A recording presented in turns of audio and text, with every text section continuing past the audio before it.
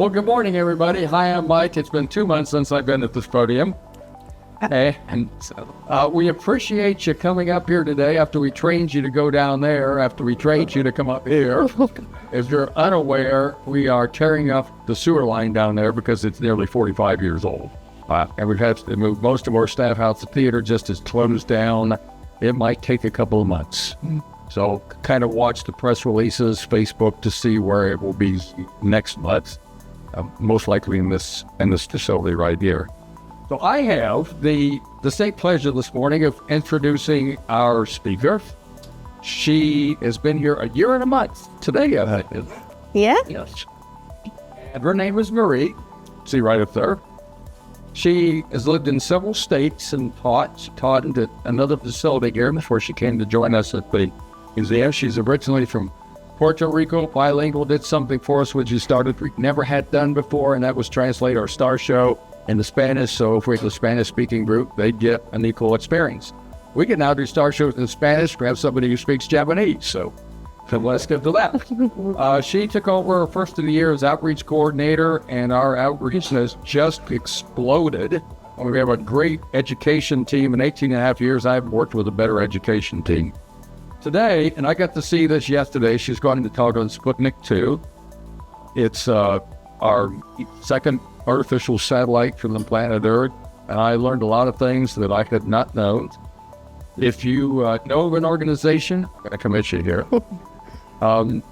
If you know of an organization that needs a presentation, a lot of times after folks see this, they ask us to come give it to their school or civic organization, something like that. This would be an excellent presentation. Take that. So if you would help me welcome for her first Launchpad lecture, Ori DeLeo.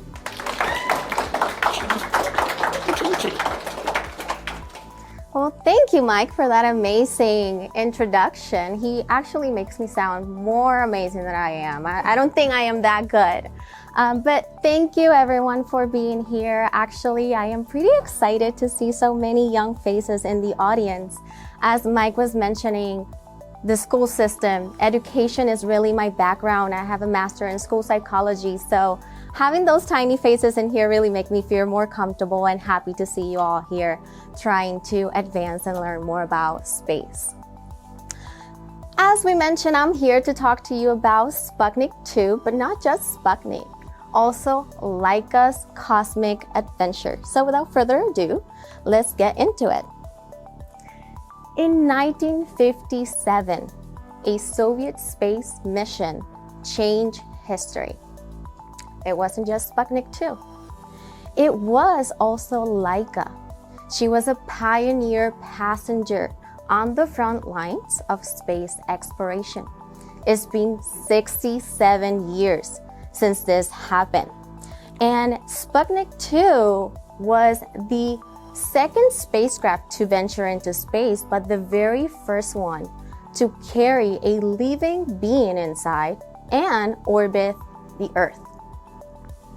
However, how did we get to this point, right? What was motivating our scientists, the engineers? What was in their mind for them to come up with all of this? To answer that question and understand this background, we really need to go back in time and see what was the context in which all of this happened. In my opinion, we need to go back all the way to 1945. In 1945, the USA tested their first atomic bomb. And most of us are pretty familiar with this, as last month we went to the Trinity site where we pretty much were in the grounds where all of this was being tested, pretty close to our museum. That same year, in September, it was the end of World War II. So we're just coming out of a war. We're kind of like trying to figure out what is next. And 2 years later, in 1947, the Cold War started. This is a period of geopolitical tension. There is a lot of confrontation and competition between the Western societies and the Soviet Unions. Now, this cold period lasted all the way to 1991, the year I was born. But all of this is creating tension, is creating all of this contracts and all of this animosity in the environment. 1 year forward, we have Berlin blockade in 1948. In here, France, Britain, and the US pretty much combined their zones and they form West Germany. Stalin did not like this very much. He wanted Germany to stay weak so he could stay in control. So he decided that he needed to cut all of the supplies that were going to Western Germany. And this is what is called the Berlin blockade. Now, 1 year forward, 1941, we have the NATO, which is the North Atlantic Treaty Organization. This pretty much was an organization that was formed to defend the Western societies from communist attacks. That same year, the Soviet Union detonates their first atomic bomb. Now, the US did it in 1945, and the Soviet Union is doing it in 1949, 4 years apart. Let's pay attention to that. In 1950, we have the Korean War. In here, we have the North invading the South with the support of the Soviet Union and China. The United Nations sent troops to help them out, and they at that point end up invading the North, end up pushing kind of like China back to the border. They're trying to help them out. Moving forward 2 years, 1952, we have the US detonating their first hydrogen bomb. That same year, the International Council of Scientific Unions established July 1st, 1957 to December 31st, 1958 as the International Geophysical Year, the IGY. And they established these dates because scientists knew the solar activity was going to be at a very high point during those times. So that was the better time for their project because the IGY was pretty much a cooperative scientific community that was a contribution between 67 countries. So all of these scientists are putting their things together, trying to come up with their mission, which was study Earth and its environment.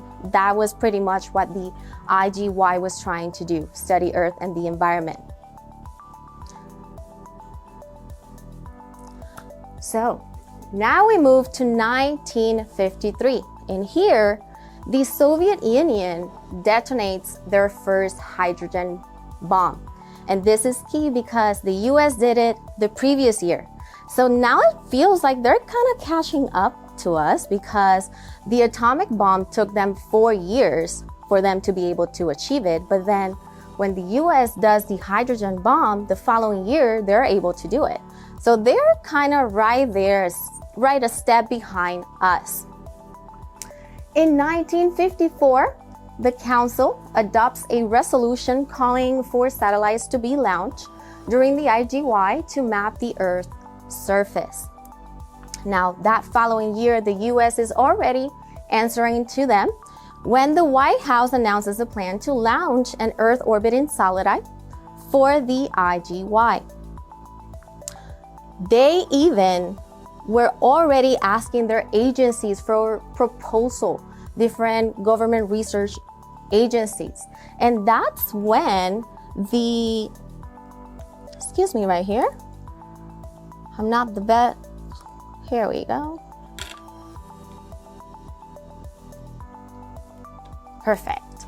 And that's when the Naval Research Laboratory Vanguard proposal was chosen to represent the United States during the IGY. Now, that same year, we have the Soviet Union and the Warsaw Pact. And this pact was pretty much an alliance that was to defend the communists, pretty much, or at least that's how they saw it. And it was their answer to NATO, as NATO was to protect Western democracies from communist attacks. They felt like, well, if you do have an organization that is defending you, I feel like I need to defend myself. So this was pretty much their answer to it. Moving forward to the next year, 1956, we have the Hungarian Revolution. In here, the Hungarian government pretty much announced that they were going to leave the Warsaw Pact. They did not want any part of it, and they said, you know what, I'm stepping out. However, the Soviet Union did not like this, and they say, you're staying here with us today, and in fact, I'm going to go ahead and invade you. So they went ahead and invade Budapest, killing 400 Hungarians, soldiers, and civilians. So all of this really shows how the context, the background was really charged, very tense. There was a lot of confrontation, and there was really a race to see who had the power, who had the control, who could do it first, pretty much. And then on October 4th of 1957, everything changed as Sputnik 1 was launched, and it caught the world by surprise. Nobody was ready for what was going to happen next. Sputnik 1 was launched, and it was emitting a signal, a beeping that was very peculiar, and everyone was hearing it around the world. And here we have a little bit more information about it. It was launched on an R-7 rocket, which is an intercontinental ballistic missile.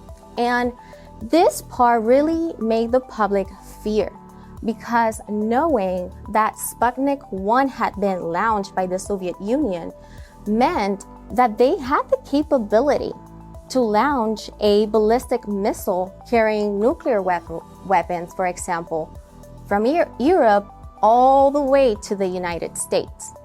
So they were in fear of, okay, what is next if they're able to do this and they have this capability?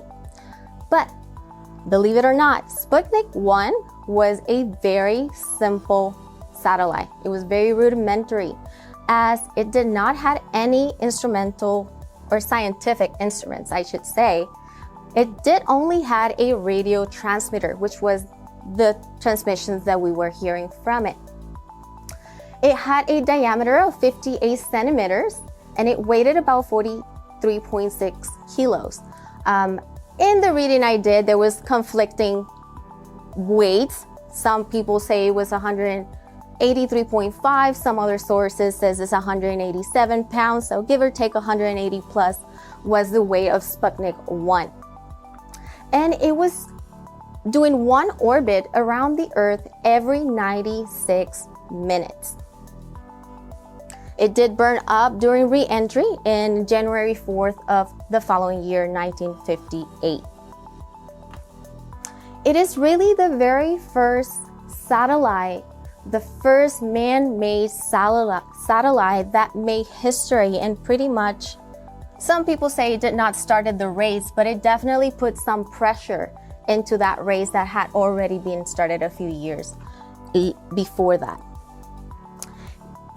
In here, we have a little of a diagram of how that satellite was really into parts. For example, we can see the outer casings in this area, the forward and rear. We also have a forward inner casing right here, which was helping mount the antennas, which are these 4 pieces right here. And right in the middle was the radio transmitter that was mounted to the power supply that's right in the middle. That power supply was pretty much a zinc battery. And then at the end, there was another rear inner casing that had the ventilation, so all of these systems could work properly as it was orbiting around the Earth. Now, all of this is happening. The world is crazy. They are not over the fact that a satellite has been launched and is orbiting Earth, and 30 days later, the world goes crazy again, because on November 3rd of 1957, Sputnik 2 was launched. And the mission of Sputnik 2 was to study the effects low orbit spaceflight have on our larger living body over these 7 days in orbit that was supposed to be. Now, this was a mission that would study the physiological effects of prolonged weightlessness. There were theories of how a living being will react to extended periods of exposures. However, for them to be able to prove all these theories, there was only one thing that they could do. And this was pretty much put them to test. So this is why Sputnik 2 was putting all of this to test. Let's see if all these theories that we have of what would happen to us are actually true, or if we are completely wrong and we need to go in a different direction. Sputnik 2 was planned in a rush. Why? Because Nikita, that last name that I would not be able to pronounce. Thank you, John. Nikita had already requested a flight to the team to coincide with the 40th anniversary of Russia's Bolshevik Revolution. They noticed that when they sent Sputnik 1, the world was in awe. They had the world's attention, and they felt that this was their momentum and they needed to do something right away to continue with that. They wanted to keep that attention on them in a certain way. Sputnik 2 was 6 times more massive than Sputnik 1. We talked that Sputnik 1 was about 180 some pounds, but Sputnik 2 was more than 1,000 pounds. So it was really, really heavy because of everything else that was being carried that was not really on Sputnik 1. It also was a 4-meter high cone-shaped capsule. We have in here a diagram that we can see where this capsule is, and we're going to go into detail in a little bit in here. But Sputnik 2 carries scientific instruments, and this is the absolute first time that we are bringing this scientific instruments to outer space to get as much information as we can to continue expanding our space exploration and our advancements at that point. So Nikita ended up assigning Korolev to design Sputnik 2, and Korolev decided, or at least he was the one with the idea, maybe not the one that had the last say, but he had the idea of having a compartment, a pressurized compartment in the satellite in order to carry a dog or a living being in it. And here is a little bit of the design compared to a picture so we can have those visuals. But for example, right here, we have the payload shroud. That nose cone, that will be the protection. Right at the very top, we will have the ejection system. We have some solar instruments and the frames right here. This sphere that we see is a container for all the radio transmitter and all those scientific instruments that were on board.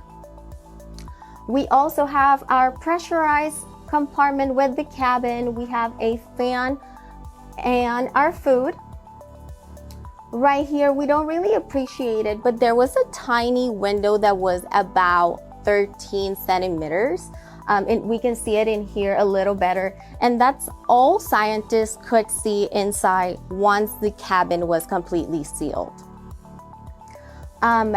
There is also a Block A area in here, and keep this on the back of your mind because we're going to talk about it later. Not shown in the diagram, we also had a telemetry system, a regeneration and temperature control system, and all the scientific instruments. Now, the scientific instruments are right here. We have Sergei Vernov, which was the person that was leading the science team at this point. And the instruments that we had on board was a Gator counter, and this was to measure electrical charge particles, pretty much detecting and measuring radiation like cosmic rays or even radioactive particles.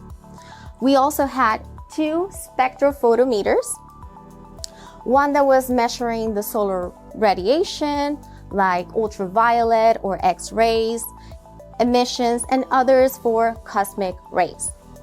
We had the Trial D telemetry system, and this system was the one that was being able to collect all of the information that was being gathered. It was converting this information and processing in order to be transmitted and then processed. So this was pretty much that conversion system of, okay, how we gather all this information and put it together so this transmission can be sent back to control, and the Soviets or whoever is receiving it at that point can have it. And a TV camera. That TV camera was a black and white TV camera that was in the compartment, because that way scientists could observe and make more observations about how the experimental dog was inside of that cabin. But really, why an experimental dog? Because they could have asked for any other animal. They could have selected maybe a cat, right? Why a dog? One of the main reasons is because they were trying to answer one question, and that is, what happens to the human body if there is a lack of oxygen, if there is a reduced gravity, or if there is an increase in radiation levels? Now, in the 50s, in Paris, we were already sending dogs in R1s and R2 rockets, and we have those right here for your visuals. The United States was using monkeys and chimpanzees in order to do their experiments. However, for the Soviets, they understood that they were not really reliable. They were difficult to train, so they decided that the dogs was a better fit for their purposes. Now, it's not like they went to the streets, picked a dog, and say, okay, here we go. We're gonna send them to space. There was a lot of thinking behind it, and there was a criteria that they were following in order to select these animals. For example, in here we have Korolev and Jadowski, which is the lead the lead canine program person that was leading all of these, and they were performing this canine program from the Soviet Air Force base. And this was in secrecy, actually. Nobody knew about the program. So they started with a group of female dogs. And there are a couple reasons why they chose a female. One of them being that the dog will wear a suit. This suit had a bag that will be collecting all of the body waste. And they had figured out by that point that the female composition would suit better that spacesuit. It was better for a female to wear it. It was easier. Now, they also decided that it needed to be a female because females were more docile, or apparently to them they were. So they felt it was easier for them to train a female dog. Now, they also wanted a female dog because they were small. We wanted a small dog because we need to be very, very careful with the amount of weight that we are putting into our satellite.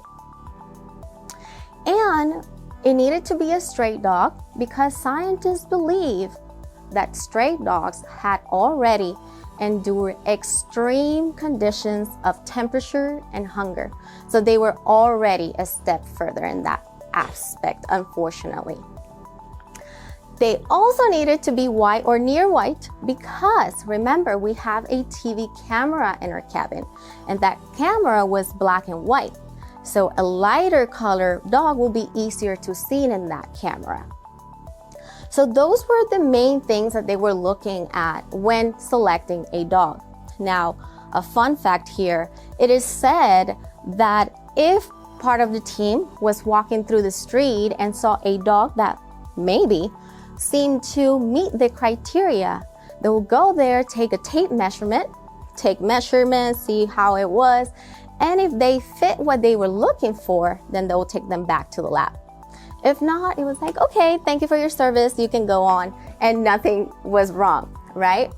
But that's the way that they did to choose their dogs. Once they have selected a couple of them, the training was extensive, it was strenuous, and it was really not fun. For example, dogs and the candidates were placed in isolation capsules, and they were placed in there, unfortunately, sometimes for even 20 days at a time. And this was done because they were trying to figure out how they will adapt to the dark and to be in isolation for so long. So they were trying to see if they would even make it up there. So that was the purpose for the isolation capsule. They also have vibration tables. This is not an actual table that they were using. For some reason, that is the one thing that they did not show in pictures. So this is just to give you guys a visual. But the dogs will be placed in vibration tables just so they could experience the liftoff vibrations and the loud noises that could happen during the launch and liftoff, just so they could get used to that and maybe help out better with their experiment. They were also wear this spacesuit, and they would do this often just because they wanted the dogs to get used to it. It was not really comfortable. They had weird gadgets attached to them everywhere. So the dogs really needed to get used to wearing that for long periods of time in order to be okay once we launched them into space. And it is said that most of the candidates did not like this suit, and especially the pelvic device that was collecting the body waste. Some of them even will restrain themselves from going to the bathroom just because they did not want to use it, even after taking laxative. That's how much they hated it. However, some of them did adapt it to it and were able to use it with no problem. They were also placed in centrifuges just so they could experience G-forces. They would be able to experience up to 10 G-forces during these trainings. And just to give you an idea, a normal person, not me, could potentially withstand about 5 Gs. A roller coaster is about 3 to 5 in the most intense portions of it. Reason why some people do pass out when they are on it. But they were going to 10 Gs, so kind of like normal, what a human being could, double what a normal human being could potentially withstand. So pretty strenuous training that they went through. Now, all of these scientists, it said, that care very much for the dogs, and they would only put the dogs to tests that were absolutely necessary. And they will try to cause as little discomfort as they could and as the experiment would allow them. Korolev in particular said that cares so much for them that he would go to the lab every morning and every afternoon, no matter what. He will go give them a talk, a little pet, just so they could feel a little care and love, you know, a little thank you for everything that they were already putting them through. Once they go through absolutely all of this training and all of this, they end up selecting 3 dogs. And I know the photo is a little blurry in here, and I'm sorry, there's not a lot of them. But in this corner, we have Mushka, and she was also known as Little Fly. She was our control dog. She went through absolutely every single surgery, training, trial, absolutely every single thing that Laika did. Why? Because once Laika would been launched into space, her biometric information will be compared to Laika's. And that way they could see, like, okay, this is what would happen or could happen in certain areas. Then we have Albina, which is this one right here. And Albina was our backup plan. If for any reason Laika could not make it, Albina was ready to hop on in and be the girl to be in space. Now, there's a couple things with Albina. She had already flown the previous year in 1956. So technically, she was considered the top choice for this experiment. But she had just become a mother of 3 puppies, and the scientists felt that it was way too cruel for them to send her to space. So they decided to let her stay. We'll say Laika, she's not a mother. You can stay here with your puppies. And apparently she even surpassed Laika's results. She was even better. And all her trainings and results were slightly better than Laika. And obviously, at last, right here, we have our Laika, which before she was known as Laika, her name was Krudavska, and I probably said that wrong, but you guys get it. And some of the scientists will call her Little Curly, mainly because of her tail was a little curled at the end. So that was a little cute thing that they had for her. But Laika scored very high on her endurance test. She was performing amazingly. She never ever had a disagreement with the other dogs when she was in the kennel. And she was really described by the team members and the scientists as a very sweet, kind dog, very patient, determined, eager to please, and a survivor.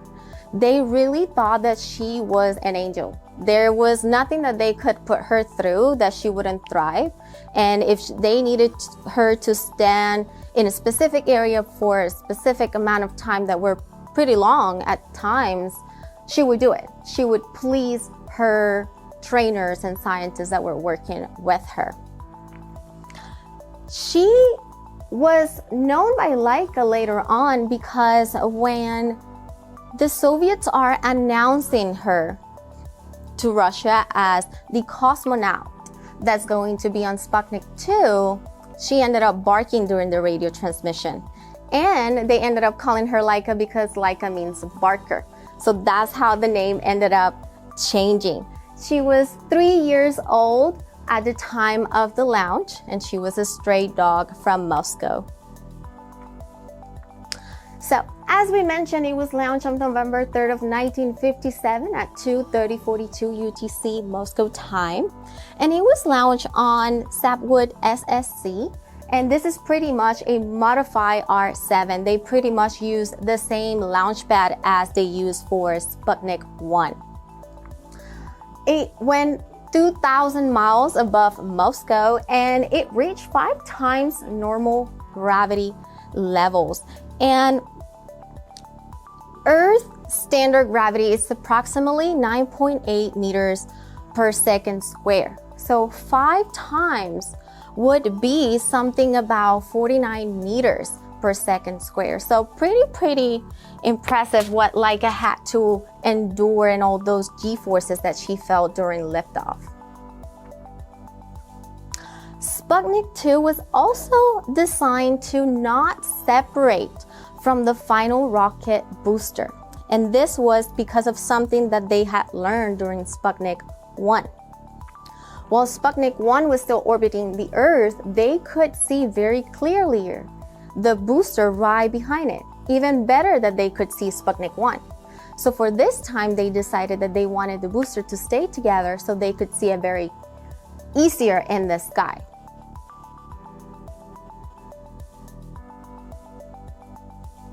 This is, I believe, an actual image of the launch during Sputnik 2. However, information out there is a little shaky and sometimes those images are not all the way there, but this is what I believe is the actual launch on November 3rd of 1957.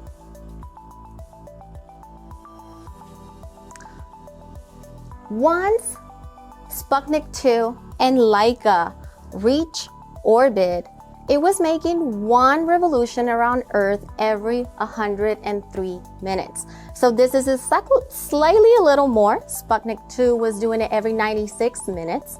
Sputnik 2 is doing it 103 minutes. Once the orbit reached its highest point, the apogee, it was around the southern hemisphere. And at that time, while it was at that altitude, it was well inside the Van Allen belt. And this is a little This threw me for a loop actually, because Vernoff team had noticed some significant fluctuation in their information that they were receiving while they were in this area. The Geiger counter had received some charged particles in their data that they were receiving, and at that point they understood that the sun had emitted some flares, and the information that they were receiving, the data that they were reading, it was just pretty much that, the sun emitting those flares and things. However, what they did not know is that they were actually reading their information incorrectly, because they were in the area that is considered now the Van Allen radiation belt. So some people do joke that they could be named Vernoff belts, but we now know that they weren't able to really read the information appropriately. Reason why in Explorer 1 is when we ended up discovering the Van Allen radiation belts. And here is a little picture of that. Now, going back to our Sputnik, here is a picture of all of the different orbits, and right here is the moment that it was launched, and then we have our first, second, third, and fourth orbit. And I like this picture because it really shows where we were receiving information. For example, on the first and second, we are receiving information from the telemetry system saying that Laika is alive and there are vital signs and signals, right? But then we get to the third and fourth, and on that point, the information that is being received is not really that intelligible, and there's really no vital signs to indicate to us that Laika is still alive, orbiting Earth. And we're gonna go back to this picture in a little bit. But going back to our technical challenges, and there were definitely plenty, because as we mentioned, this was a very rushed project. There was a quick design on the temperature control system, and this played a big part later on, because it was so quickly designed that it wasn't really that advanced. So could it really do the job that we need it to do? We'll see. There was no recovery plan. They did not know how exactly we could bring Laika back to Earth. The know-how was information that we did not have handy at that point. There was insufficient time to perfect life support systems to make sure that Laika was up there comfortable. There was difficulties measuring the cover on her neck for her blood pressure, and this is what these images are showing, because scientists had to perform surgery on Laika 10 days before launch. This because the cover on her neck couldn't really read her blood pressure, so they had to pull the artery a little to the side in order to be able to get that information. It said it wasn't painful and she was not suffering from it, but they had to put it a little bit to the side in order for them to be able to get all that information once she was in space. And there was a load weight restriction. And for this, it's silly because our engineers and scientists at that time are saying that, well, we cannot give too much food, so we're just gonna put a ration in there, and that's what she's going to eat, because we need to watch our weight. We cannot put that much weight into our load. However, the curator at the Smithsonian believed that a couple kibbles of food would not really make any difference. And she also remembers a report that says that one scientist had broken the protocol and had already fed her right before liftoff. Now, I do have a little bit of trouble with that because Laika was already in the cabin, sealed. So I don't know exactly how she would have had served that food right after liftoff. So something to think about. But going back to a timeline, on October 27 of 1957, Albina, Laika, and Mushka, along with the team of scientists and engineers, fly to Kazakhstan to arrange the final preparations, make sure they're in the location that they need to be, do whatever they need to do with the dogs and the capsule in order to be ready to go on November 3rd. During this time, it is said that all 3 of the dogs were freely to run around the area. They will be taken into walks, and they had a good time while this is all happening. Then we jump to October 31st of 1957. Here, our Laika has her last walk. Korolev takes her for a last walk, and after that, she is taken to a medical facility where she is cleaned with an alcohol solution and groomed. This process lasted for about 2 hours, a pretty long and extensive process. And it is said that Laika sat patiently throughout the entire 2 hours.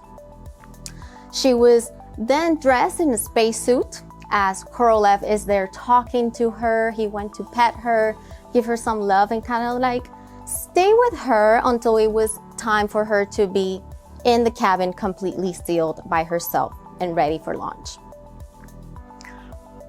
Once she had that suit, she is placed in the cabin and she is placed facing the window. So that way, on those 3 days that she has to wait in there before the launch, scientists can do their routine checkups and check and see through the window how she is doing. And in here we have a picture of Sputnik already in the hangar. And on top we can see her wearing her special suit.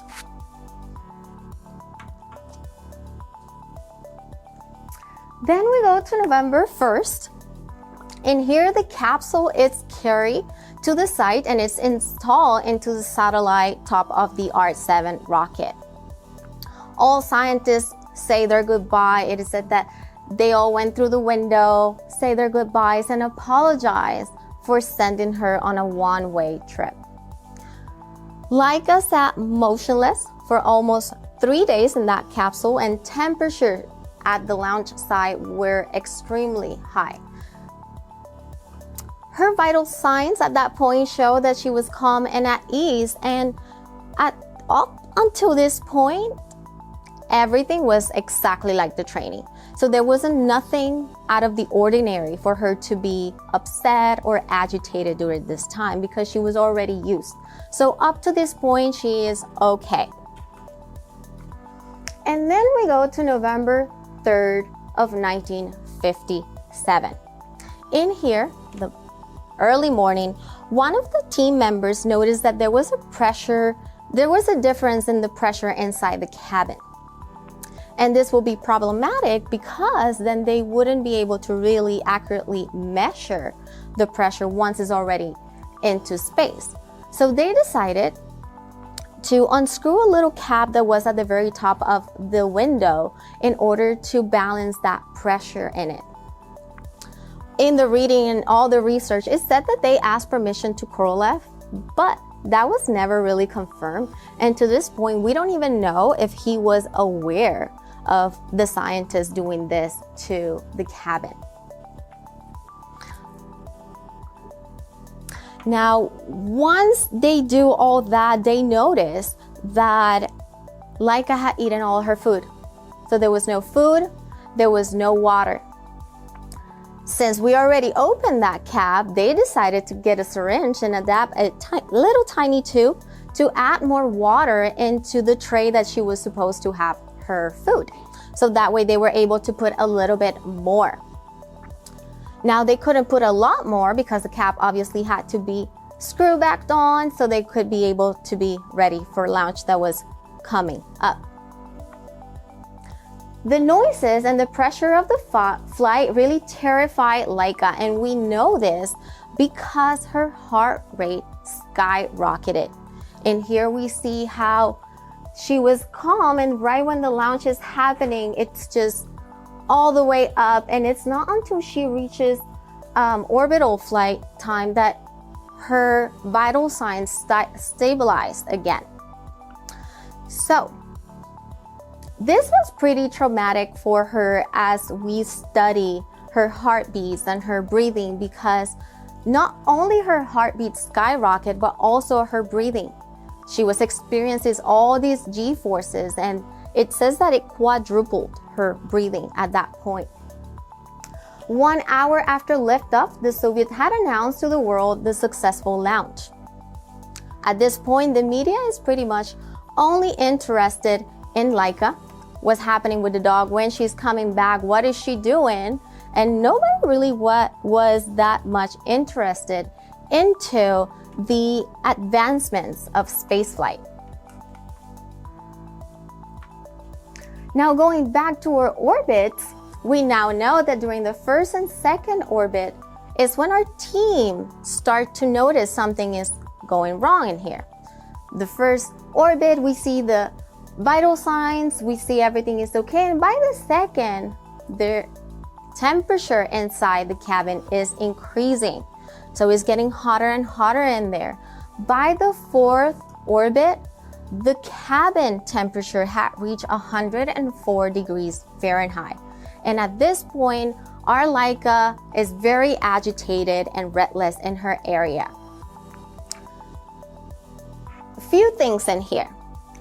The orbit ended up being a little bit more elliptical than we had anticipated, and because of this, Sputnik 2 was in direct sunlight more time than they had anticipated.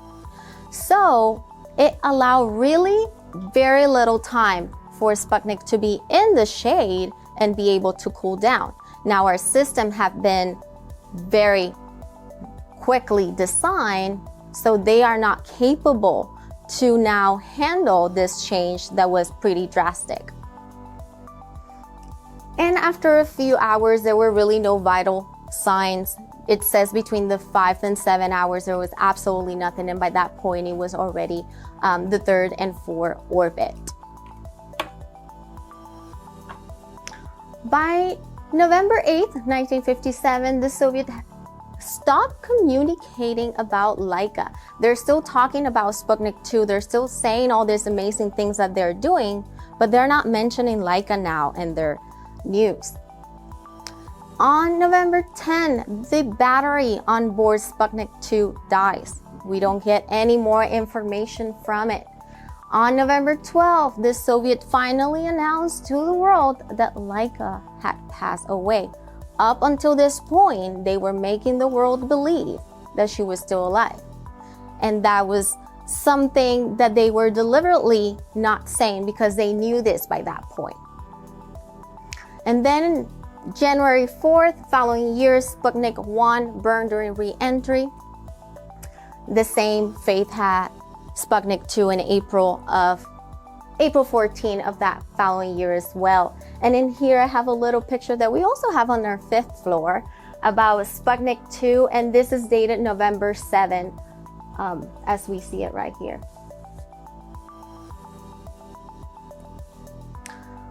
As I mentioned, there was different outcome versions out there.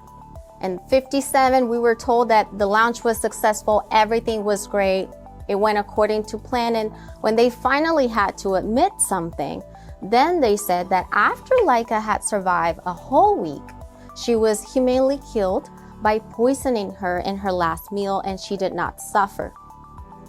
Now in 91, they said that Laika had died due to a lack of oxygen and overheating in the cabin. We now know that that is possible because the temperature inside the cabin had reached all the way to 104 degrees, and she was agitated and upset already based on the information that we were receiving with the telemetry system. In 1993, Russian medical doctor and dog trainer reported that she died soon after the launch. There was, as I mentioned, no vital signs between the 5th and 7th hour.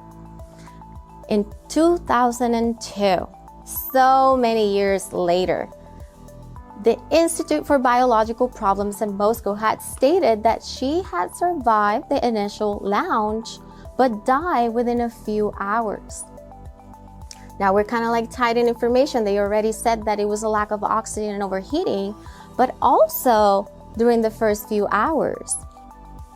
And it wasn't until 2011 that a top secret letter that was signed by top people that were performing the program was disclosed, and it's dated from November 10th, so just a week after the launch. And I was able to find a little bit of that from a book, but they're pretty much saying the condition of the animal at the beginning of the flight was satisfactory.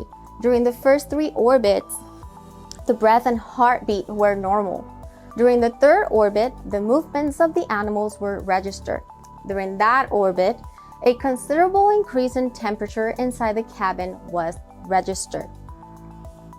On the 2nd day, which is already the 15, 16, and 17 orbit, they're already saying that the blood pressure sensors, the heartbeat, and the breathing are showing absolutely no data. So we already know that if this letter is actually true, a week after the launch, they already had this information, but they were still making the world believe something completely different. Now, Sputnik 2 and Laika brought a lot of scientific achievements. It was a wonderful experiment when you look at all of the advancements space exploration had from it. For example, it is the absolute first successful biological experiment in space. We sent a living organism into space to study what would happen. Pioneer Life Support System. This is when we sent that very first support system that helped us later on figure out what we need for our mans, what we need for them to have a proper support system that will allow them to be in outer space. It collected data on the impact of space conditions, cosmic rays, emissions, and all of this wonderful information, radiation, all of this information that up to that point, we did not have. We had theories, but we hadn't proved any of them. Advanced space telemetry technology. This is when we are starting to use those systems and see if we can send a human, a living thing, up to space and get all that information back, and how we're going to really use all of this. And it also demonstrated the capabilities for multi-stage rockets. So it really helped refine rocket design, propulsion, influence future space missions. So it did really a lot for our space exploration and all that. But we cannot not talk about the ethical impact and everything else that all of this brought with it. For example, at the times there were plenty of concerns about Laika's safety, and those spiked riots around the world. For example, in Great Britain, the Royal Society for the Prevention of Cruelty to Animals and the British Society for Happy Dogs had opposed already to the launch. In New York City, in front of the United Nations, people with their pet had gone, attached signs to their pets, and they were marching in front of the United Nations. Then we have the Nation Canine Defense League of the UK that met with the first secretary of the Russian embassy to call for a worldwide daily minute silence to be observed by all dogs owners until the safe return of Laika. So really, all of this really brought awareness about animal cruelty and made people start thinking about what are the appropriate ways for us to experiment, and up until what point is this humane. Now, her accomplishments, Laika's accomplishments, have been commemorated in plenty of things. We see her in stamps, in statues, we have posters, propaganda. We also even have a stop motion animation studio that named their studio based on Laika's. There's cigarette packages. Here we go. Cigarette packages and all kind of things really to commemorate her and pretty much thank her for her sacrifice and everything she did for this space exploration. Her history really has the lasting cultural impact that it is inspiring songs, books, etc. So truly, her legacy, she is the very first living being in orbit. She, as we mentioned, is a symbol of sacrifice because thanks to that sacrifice, we have been able to expand our knowledge in space exploration. Increase animal awareness because after all this, the world started to ask questions about what is appropriate, what can we do, what we shouldn't do, right? There is an influence of space programs. She is an icon also, and we see this in plenty of songs. Every time you hear a song and they mention Laika, they mention her as an icon and something really wonderful.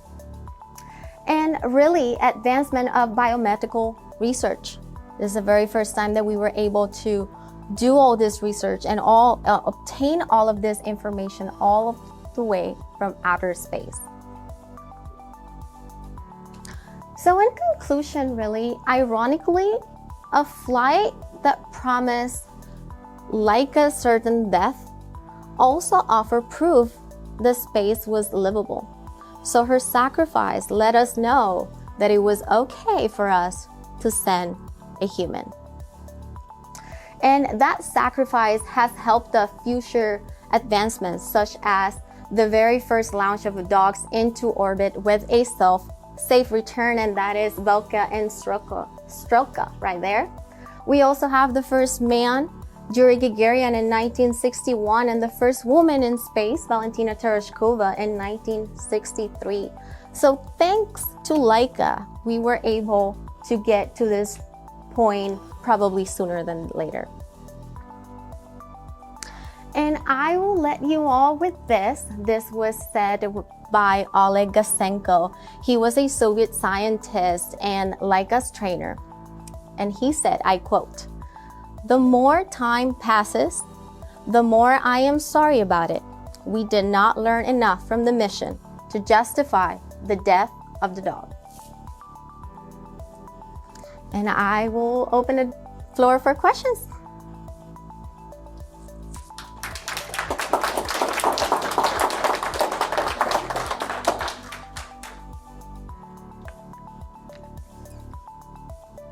Yes? Do we know what happened to the other two dogs after the mission? No, we don't.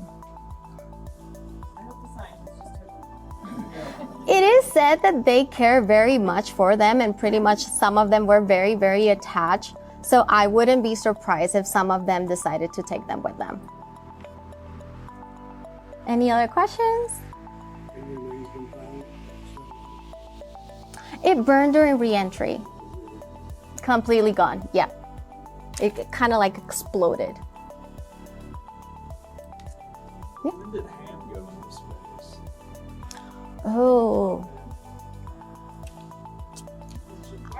I will need help. 1962. 62. When the shepherds launched? Of course, he didn't fly enough. Oh, was it? 61, January 61 was when Ham went into space.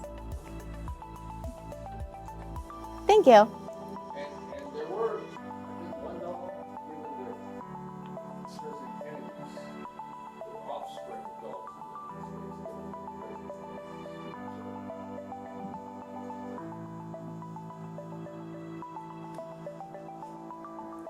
Any other questions? All right. Thank you everyone for coming.